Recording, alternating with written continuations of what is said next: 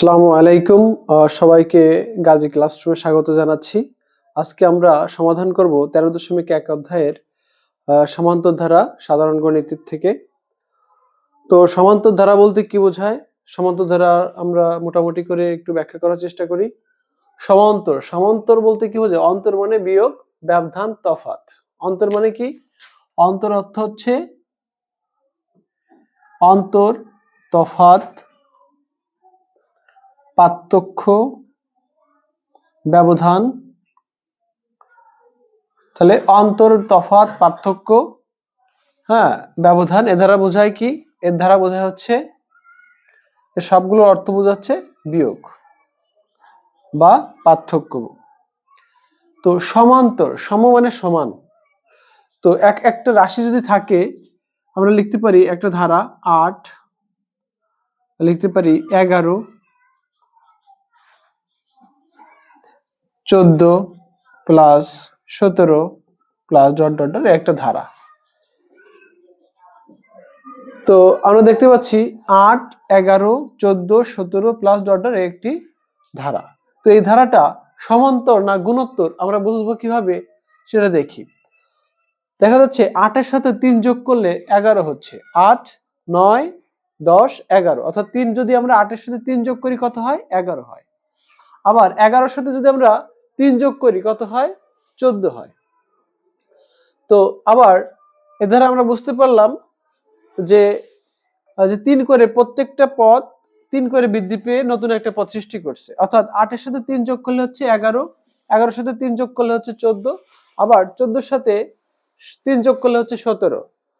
তো এখানে প্রথম পদ কোনটা? এই ধারাটা একটা ধারা। তো এই সমান্তর কিভাবে বুঝবো? তো যে কোনো একটা পদ বিয়োগ করব তার আগের পদ। যে কোনো একটা পদ বিয়োগ তার আগের পদ হলেই তাকে কি বলবো?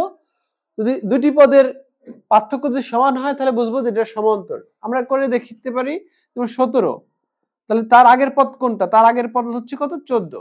তারপরে বিয়োগ করলে কত হয়? 3 থাকে। আবার যে কোনো একটা পদ 11 ধরলাম, তার আগের পদটা বিয়োগ করব, তার আগের পদ কত? 8। তো 8টা বিয়োগ করলে 11 থেকে 8 চলে গেলে কত থাকে? 3। তার মানে আমরা বুঝতে পারছি যে প্রত্যেকটা ক্ষেত্রে কত থাকতেছে? 3 থাকতেছে। তার মানে এটা সমান্তর। এটা সমান্তর ধারা। আচ্ছা, এবার আমরা যাব সমাধানে।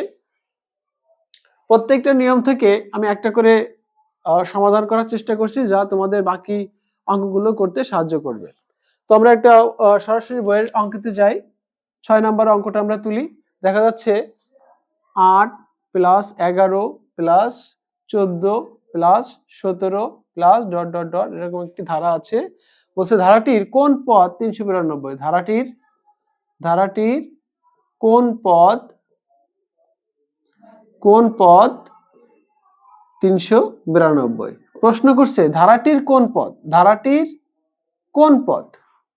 তো ধারাটির না লিখে আমরা কোন পদ 392? ধারাটির কোন পদ 392? তো সমান্তর ধারার ক্ষেত্রে দুটো সূত্র আমরা মনে রাখবো। একটা হচ্ছে n-তম পদের সূত্র, আর একটা হচ্ছে n-তম পদের সমষ্টির সূত্র। তো n-তম পদের সূত্র কোনটি? n-তম পদ সমান আমরা লিখবো n-তম পদ সমান লিখবো a plus n minus 1 into d। তাহলে যদি বলে n-তম পদ সমান আমরা কত লিখছি? n-তম পদ সমান লিখেছি যে a plus n minus 1 into d। তোমরা খাতায় তুলো যে n-তম পদ সমান কি? a plus n minus 1 into d। তাহলে যদি বলে n-তম পদ সমান লিখছি a plus n minus 1 into d। তাহলে যদি বলে 5-তম পদ, তাহলে আমরা এখানে লিখবো n এর জায়গায় লিখবো 5, 5-তম পদ সমান লিখবো a প্লাস n এর জায়গায় লিখবো 5 বিয়োগ 1 ইন্টু d। তাহলে কি পেলাম? a প্লাস 5 থেকে 1 চলে গেলে থাকে 4, 4 এর সাথে d গুণ করলে হয় 4d। তো 5 এর জায়গায় 5-তম পদের জায়গায় যদি আমরা 10-তম বা 11-তম পদ বলি, তো লিখলাম 11-তম পদ। 11-তম পদ সমান আমরা লিখবো a plus 11 minus 1 into d। দেখো যেখানে n ছিল সেখানে কত লিখছি? 11 লিখছি। তাহলে a প্লাস 11 থেকে 1 চলে গেলে থাকে 10, 10 এর সাথে d গুণ করলে থাকে 10d। তো এটা হচ্ছে n-তম পদের nতম পদের সমান্তর ধারা আর nতম পদের সূত্র। আর সমান্তর ধারার সমষ্টির সূত্র হচ্ছে Sn সমান n/2 into 2a plus n-1 into d। এখন যদি বলে 4তম পদ সমষ্টি, তো 4 এর জায়গায় আমরা যেখানে n আছে s এর সমষ্টির জায়গায় লিখবো, n এর জায়গায় লিখবো 4 সমান 4/2 2a প্লাস 4 বিয়োগ 1 ইন্টু d। তাহলে রাশিটা দাঁড়ায় 2 ইন্টু 2a প্লাস 4 থেকে 1 চলে গেলে থাকে 3, 3 এর সাথে d গুণ 3d থাকলো। তো 6 নম্বর অঙ্কটা আমরা দেখি যে বলছে 8 প্লাস 11 প্লাস 14 প্লাস 17 প্লাস এরকম একটা ধারা, অসংখ্য পদ রয়েছে, ডট ডট দ্বারা এখানে শূন্য পদগুলোর কথা বলছে। ধারাটির কোন পদ 392? তো তোমাদের যদি প্রশ্ন করি এই ধারাটির প্রথম পদ কোনটা? প্রথম পদ হচ্ছে 8, দ্বিতীয় পদ কোনটা 11, আর তৃতীয় পদ কোনটা 14, চতুর্থ পদ কোনটা 17। তো বলছে পঞ্চম পদ কত? তাহলে পঞ্চম পদ আমরা সহজে বের করতে পারি। 17 সাথে 3 যোগ করলে কত হচ্ছে? 18, 19, 20, অর্থাৎ পঞ্চম পদটা হচ্ছে কি 20। কিন্তু এই 392 পদ এইভাবে কি আমরা করতে সময় সাপেক্ষ ব্যাপার, এবং এটা ভাবতে অনেক সময় লাগবে। তো আমরা কি করব, যে অঙ্ক সূত্র ব্যবহার করে আমরা করতে পারি। তো বলছে ধারাটির কোন পদ 392? তো আমরা বলবো ধারাটির n-তম পদ 392। কোনতম পদ? n-তম পদ। আচ্ছা, তো তার আগে আমরা লিখি, তাহলে বলবো ইহা একটি সমান্তর ধারা। ইহা একটি কি? ইহা একটি সমান্তর ধারা।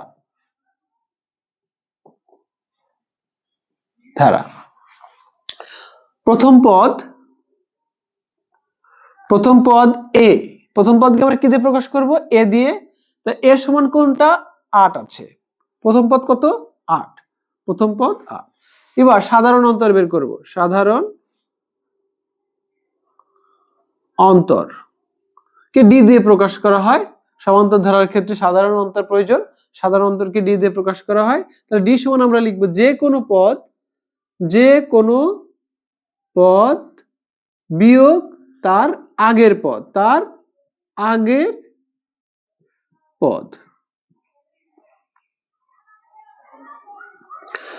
যে কোনো পদ বিয়োগ তার আগের পদ। অর্থাৎ সমান্তর ধারা সাধারণ অন্তর বের করতে গেলে আমরা কি লিখবো? যে কোনো পদ বিয়োগ তার আগের পদ। যে কোনো পদ ধরলাম আমরা এখানে কত? 14। যে কোনো পদ ধরছি কত? 14, তার আগের পদ বিয়োগ, এই যে বিয়োগ তার আগের পদ, তার আগের পদ 14 এর আগের পদ কত আছে? 11। এই যে লিখলাম 11। তাহলে 14 থেকে 11 চলে গেলে কত থাকে? 3। এভাবে আমরা 17 থেকে যদি 14 বিয়োগ করি তাও 3 পাবো, আবার 11 থেকে যদি 3 বিয়োগ করি তাও আমরা কি পাবো? 3 পাবো। যার জন্য এটাকে কি বলা হচ্ছে? সমান্তর ধারা। এইবার বলছে ধারাটির কোন পদ 392? আমরা লিখবো ধারাটির n-তম পদ 392। ধারাটির কততম পদ 392? ধরি ধারাটির n-তম পদ সমান 392। ধারাটির কোনতম পদ 392? n-তম পদ 392। খেয়াল করো, তাহলে কোনতম পদ 392? 300 n-তম পদ। তাহলে n-তম পদের সূত্র আমরা কি জানি? n-তম পদের সূত্র হচ্ছে এটা। কি লিখবো? a plus n-1 into d। n-তম পদ সমান কোনটা লিখবো? এই অংশটা লিখবো, a plus n-1 into d সমান কত আছে? 392। তো দেখো এর মান কি? a প্রথম পদের মান কত? 8 আছে, 8 লিখবো, প্লাস n-1 d এর মান কত? d এর মান হচ্ছে 3। আমরা এই যে সাধারণ অন্তর পাইছি 3, এই 3 আমরা এখানে বসালাম, 3 বা 3 যাই বললি।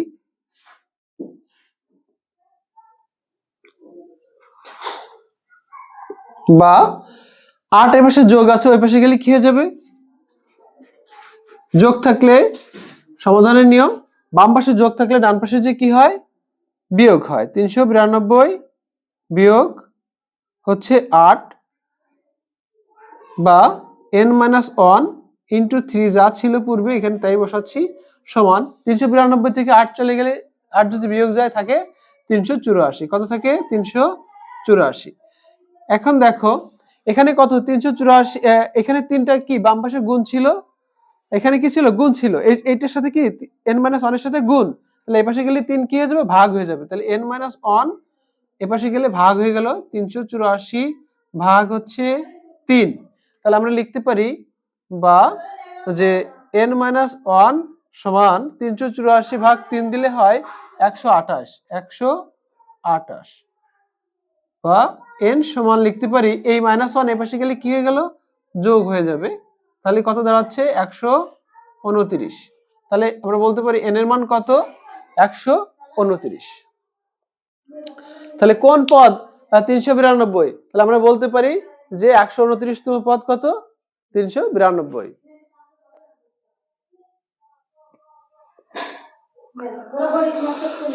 তাহলে কোন পদ 392, 129তম পদ, n-তম পদের মান কত দাঁড়াইছে, n-তম পদের মান পাইছি 129তম পদ 129, তার মানে 129তম পদ কত 392। আবার খেয়াল করো, তাহলে প্রথম পদ কত 8, দ্বিতীয় পদ কত 11, তৃতীয় পদ কত 14, চতুর্থ পদ কত 17, তাহলে এরকম পঞ্চম, ষষ্ঠম, অষ্টম, নবম, দশম এরকম করে সেই কোন পদ 392 হবে বলছি, এখন 129তম পদ হচ্ছে 392।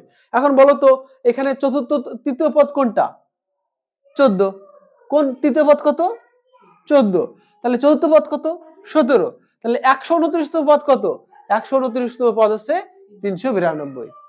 বুঝতে পারছো সবাই যে 129তম পদ কত 392। তোমাদের কাছে প্রশ্ন করছিল অঙ্কে যে কোন পদ 392, তাহলে আমরা বলছি 129তম পদ 392।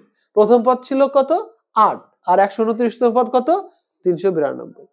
তো 7 নম্বর যে অঙ্কটা আছে সেই অঙ্কটা তোমরা একই রকম তোমরা বাসায় এটা আবার অনুশীলন করে নিবে।